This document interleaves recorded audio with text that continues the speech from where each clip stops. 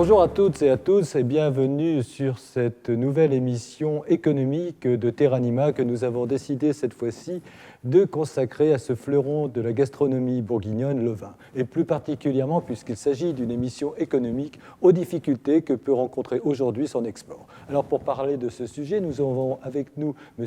Claude Chevalier qui est le président du bureau interprofessionnel des vins de Bourgogne et Georges Mailleux que nous définirons comme un jeune amateur de vin.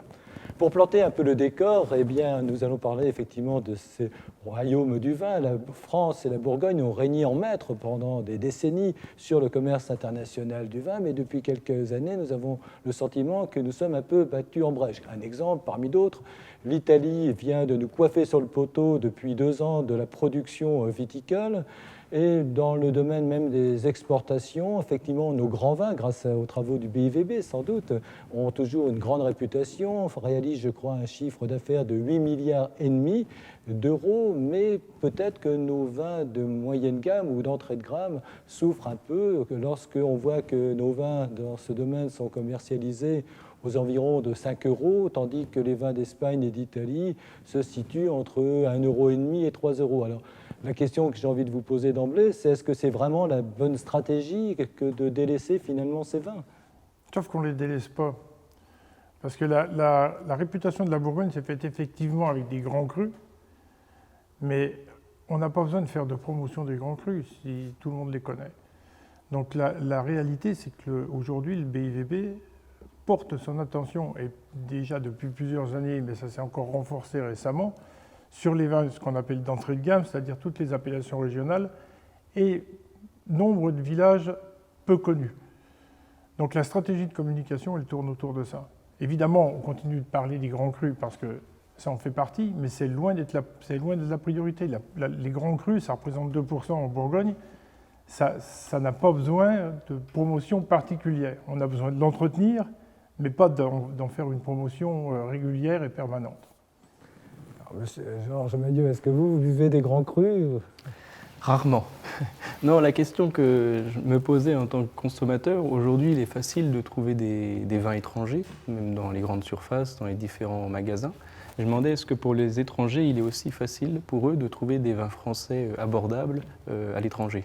Je pense, oui. De toute façon, il faut savoir que la Bourgogne, c'est une petite région viticole, qu'il y a une demande forte des appellations régionales des importateurs de vins, parce qu'ils viennent en Bourgogne pour acheter effectivement peut-être des grands crus et des villages premiers crus plus connus, mais il leur faut des vins d'entrée de gamme pour j'allais dire, convaincre leurs consommateurs. Donc en réalité, il y a une demande réelle d'appellations régionales. Dire que on pourra en fournir 4 fois plus, je ne pense pas, mais il y a quand même les appellations régionales sont demandées par les importateurs.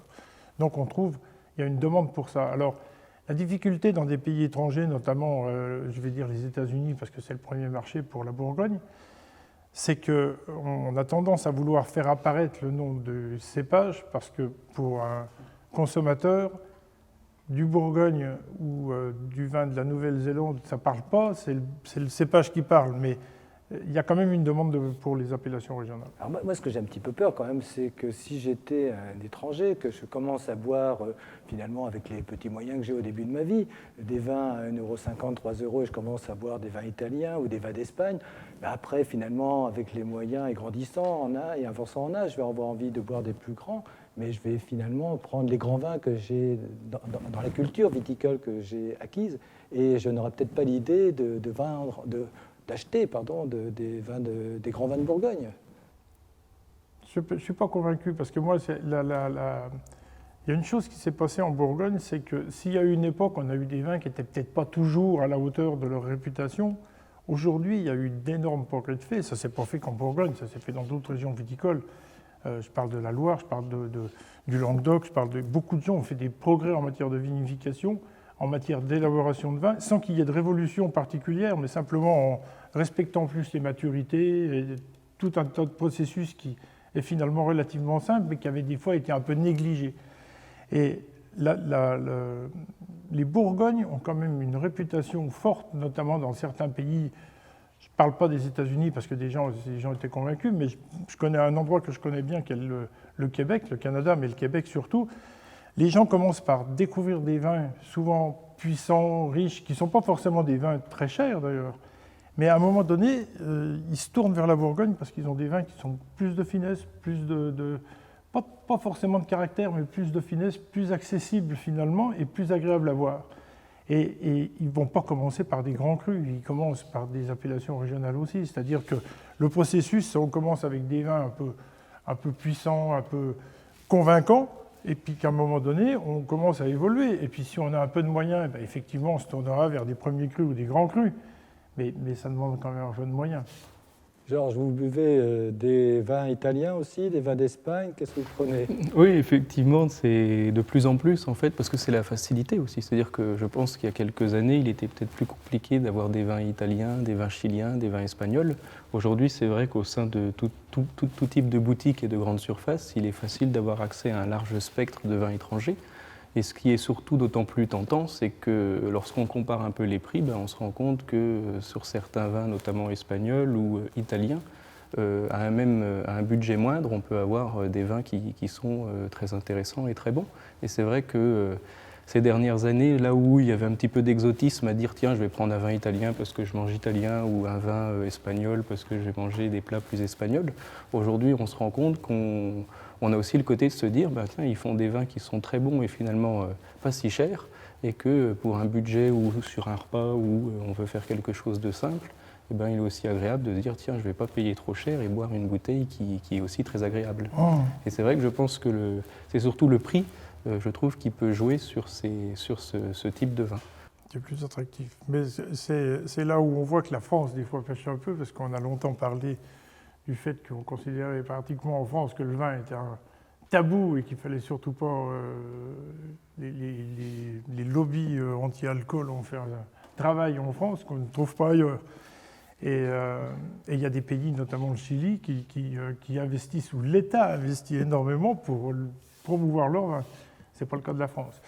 Donc c'est pour ça qu'on trouve des vins aussi à des prix très intéressants.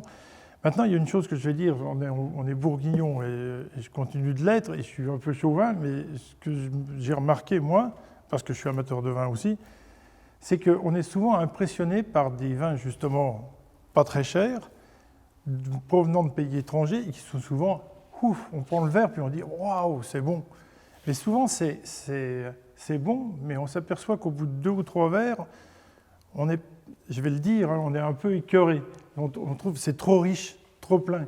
C'est pour ça qu'en réalité, à un moment donné, les gens découvrent le vin, et c'est une bonne chose avec des appellations comme ça, mais où on se tourne après vers le Bourgogne, parce que c'est plus facile, en réalité c'est plus facile à boire.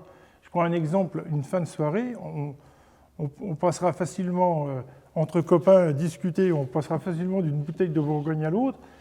On ne va pas prendre des vins qui sont trop riches et trop lourds, parce qu'on a déjà bu, et puis, alors que le Bourgogne, ça passe. C'est une question sans doute d'éducation. Je parle surtout des rouges. D'éducation du palais. Alors, vous parlez des investisseurs, effectivement, qui dans certains pays, c'est même l'État qui investit dans le vin. Aujourd'hui, on voit toujours ce sujet qui parfois fâche, depuis l'affaire de Gevrey-Chambertin, des investisseurs étrangers qui font une surcote peut-être des terres viticoles. Et on peut s'interroger aussi si ça ne va pas contribuer à, encore une fois, surenchérir le vin à des tarifs qui deviendront de moins en moins abordables. Je dirais même pour nos compatriotes, d'ailleurs. Moi, je suis plus réservé. L'histoire de Gevrey-Chambertin qui a fait le tour de la planète, c'était un truc que les journalistes attendaient depuis des années, qu'il y a un Chinois qui achète une propriété à Gevrey. En réalité, il a acheté un château. Et il a acheté 2 hectares de vignes avec, qu'il s'est empressé de donner en fermage à un viticulteur, parce que ce n'était pas son truc.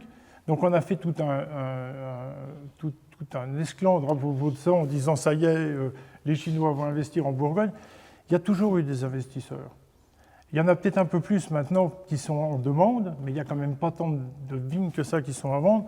Effectivement, sur certaines appellations très connues, ça va faire monter les prix. Ce n'est pas le cas de toute la Bourgogne.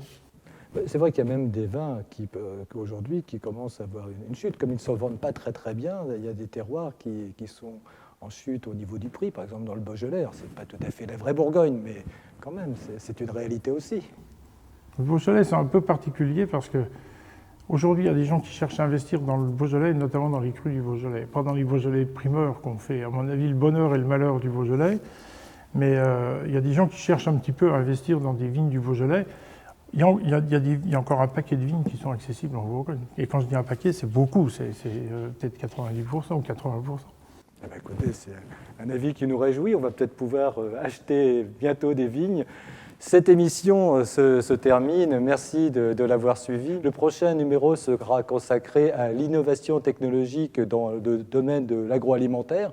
Après, avec en toile de fond, toute la problématique de faire labelliser peut-être la capitale régionale dans le cadre de la food tech. En tout cas, soutenez ce projet et soutenez Terranima.